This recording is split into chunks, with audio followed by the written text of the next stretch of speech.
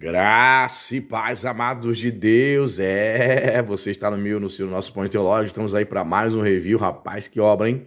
História da literatura cristã primitiva, introdução ao Novo Testamento, incluindo os apócrifos do NT, os pais apostólicos. Uma obra com mais de 850 páginas. O autor é o alemão Philipp Finkenhauer. Irmão, olha, calhamaço, brochura da editora Academia Cristã. Eu não sei se você sabe, se eu já falei para você, mas é uma obra que eu já li essa obra toda. Eu comprei essa obra em 2008, não é esse livro exatamente, mas é uma edição antiga, a capa era outra, né? Quando eu estava no primeiro ano no seminário.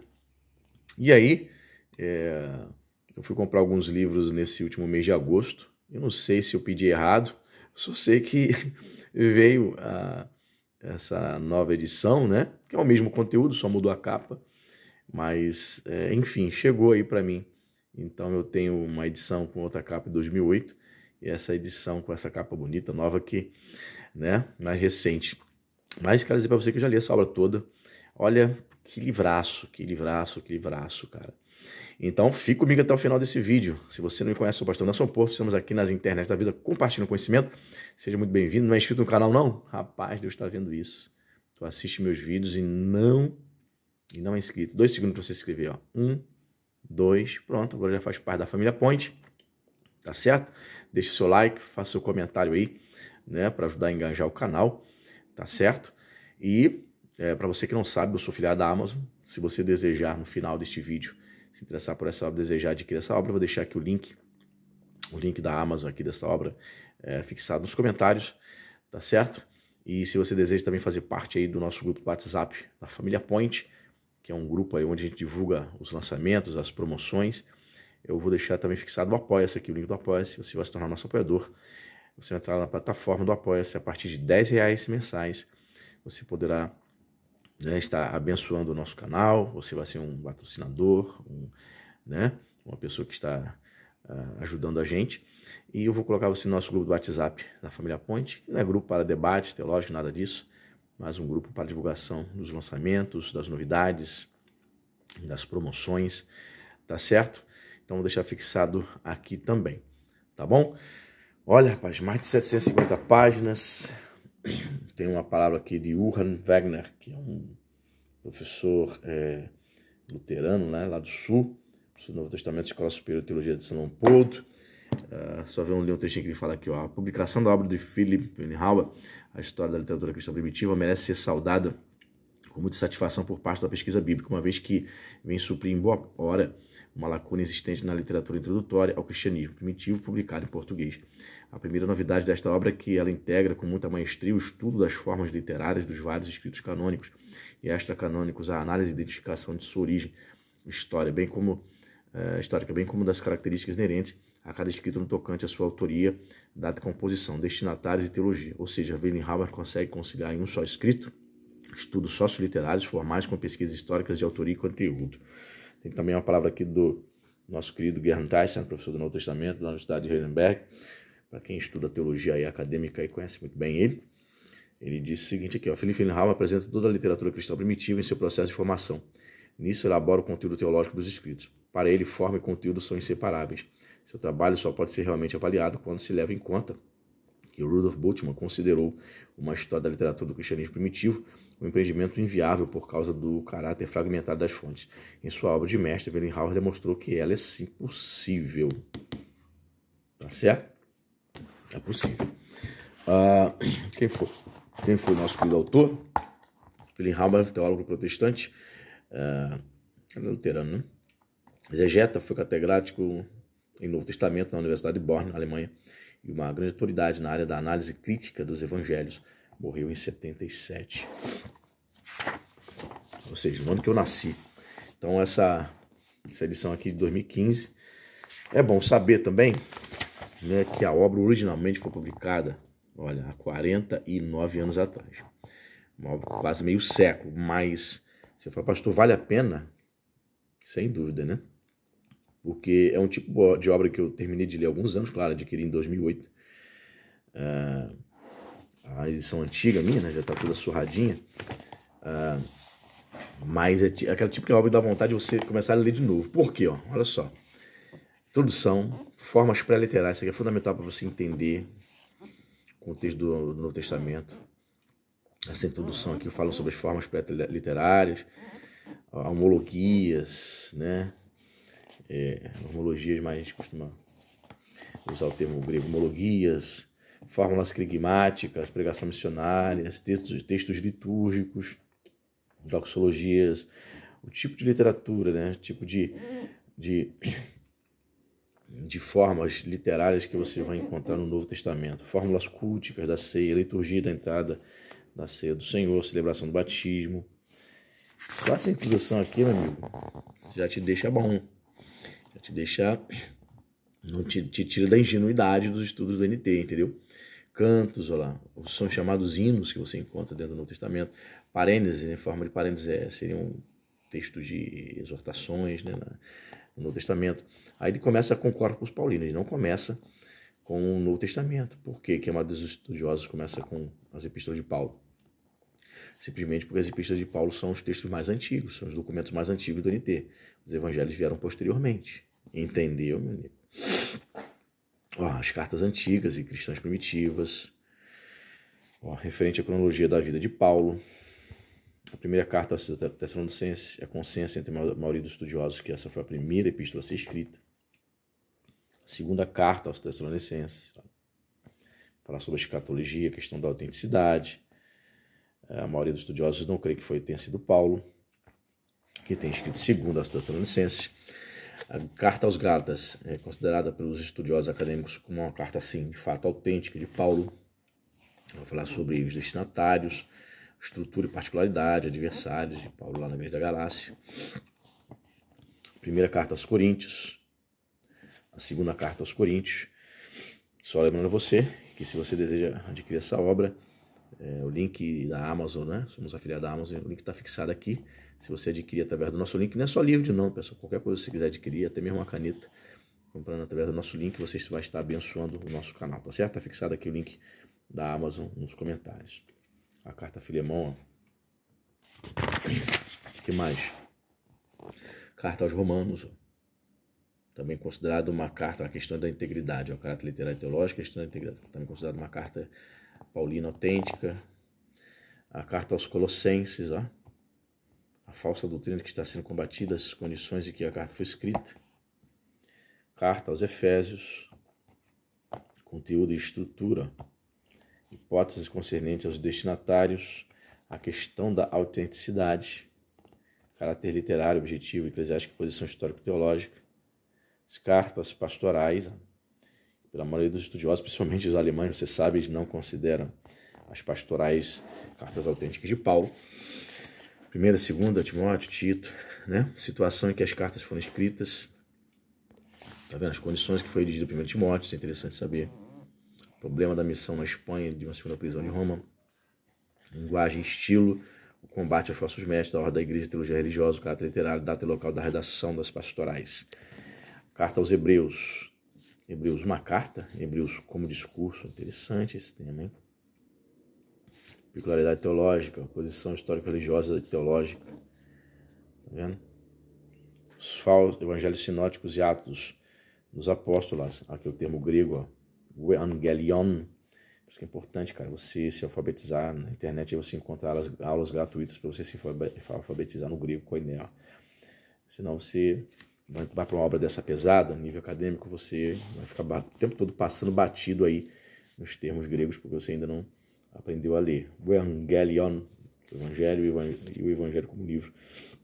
Os Evangelhos sinóticos, a tradição da igreja antiga sobre os 3 primeiros evangelhos, Marcos, Mateus e Lucas. Tá vendo? Depois que ele passa para as epístolas, que vai partir aí para falar sobre os evangelhos. É o problema sinótico, as mais antigas tentativas de solução, que eu acho muito interessante esse tema, as teorias das 2 fontes, os traços fundamentais, a prioridade de Marcos. Eu já vi pessoas tentando negar essa questão, mas é bem nítido, né? Acho que até um adolescente, uma criança consegue, ao estudar sobre essa questão dos documentos, das fontes, consegue identificar de fato que houve uma fonte, né, chamada fonte Q ou fonte Kelly, que infelizmente se perdeu, mas que, obviamente, Lucas e Mateus na composição dos seus evangelhos, tiverem em mãos esse documento. O método histórico formal, as formas do material da tradição sinótica, ó. Ditos, os logia. Olha lá, a gente vai falar o que Bultmann disse, palavra de sabedoria, de Martin de Bellius, também, que é outro teólogo do século XIX aí, importante alemão, que era especialista no Novo Testamento. Palavras proféticas e apocalípticas, Bultmann, chamado profético de Bellius. Então, ele cara que vai dialogar aí com esses teólogos exegetas aí também no Novo Testamento. Formas intermediárias, apotegmas, Bultmann e paradigmas de Bellius. Nem sei o que é isso, pastor, então, você vai descobrir. As fontes dos ditos, a questão da literalidade de que, né? Que significa Quelle em alemão, que é o mesmo que fonte. Volume, estrutura, gênero, lugar vivencial. Perdão, só lembrando você, se você deseja se tornar apoiador do nosso canal, link do Apoia está aqui fixado. Você entra lá na plataforma, a partir de R$10 você vai se tornar nosso apoiador. Vou colocar você aqui no nosso grupo WhatsApp. Quando nós batermos a meta financeira, que você vai ver lá na plataforma, vamos começar a sortear livro de teologia todos os meses para os apoiadores do canal. Tá certo? O Marcos, Mateus, a obra de Lucas em 2 volumes. A obra de Lucas em 2 volumes, né? Atos, né? Lucas, Atos, né? A relação entre Lucas e Atos. Questão das fontes. Uma obra de alto nível, né, cara? Teologia de primeira prateleira. Ao ciclo joanino, ó. Ele deixa para falar sobre João depois dos sinóticos. É assim que se estuda, né? A teologia do NT. Primeiro corpos paulinos, depois evangelhos, depois dos sinóticos, né? Evangelho sinótico vem João, o evangelho segundo João, as fontes, integridade, característica teológica, posição histórica e religiosa, primeira carta de João, segunda e terceira carta de João, Apocalipse e Apocalíptico do judaísmo. O que mais? Apocalipse de João, Apocalipse de Pedro, ele vai abordar também os apócrifos do NT, Pastor de Hermas, ó que interessante, a Ascensão de Isaías, ó. As cartas posteriores à primeira carta de Clemente, as cartas de Inácio de Antioquia, muito interessante. Então, cara, você vai ter uma noção até mesmo das obras consideradas apócrifas, que geralmente a gente não lê. Tu lê, tu fica lendo todo dia, tu prega para a igreja, dá aula sobre isso, sobre os apócrifos do NT. Então, mais importante você saber. Cartas pseudônimas, a carta de Tiago, a primeira carta de Pedro, carta de Judas, a segunda carta de Pedro, ó, Epístola de Barnabé, também foi uma obra muito estimada pelos primeiros cristãos, evangelhos apócrifos, vai ter os evangelhos, evangelho de Tomé, olha só, interessante, fragmentos de evangelhos desconhecidos, papiro de Oxorrincos, muito interessante também, saber sobre isso, sobre esse tema, o evangelho de Pedro, o evangelho dos nazarenos, olha, legal. Evangelho dos Ebionitas, Evangelho dos Hebreus, Evangelho dos Egípcios, Evangelhos da Infância, Diálogos do Ressuscitado com seus discípulos, Atos dos Apóstolos Apócrifos, olha. Atos dos Apóstolos Apócrifos, irmão. Ó, os 5 grandes Atos dos Apóstolos, Atos de Pedro, Paulo, olha, você sabia que tinha isso? Os Atos de João, de Tomé, André. A posição histórica literária dos Atos dos Apóstolos Apócrifos, ordens da comunidade de culto, Didaquê.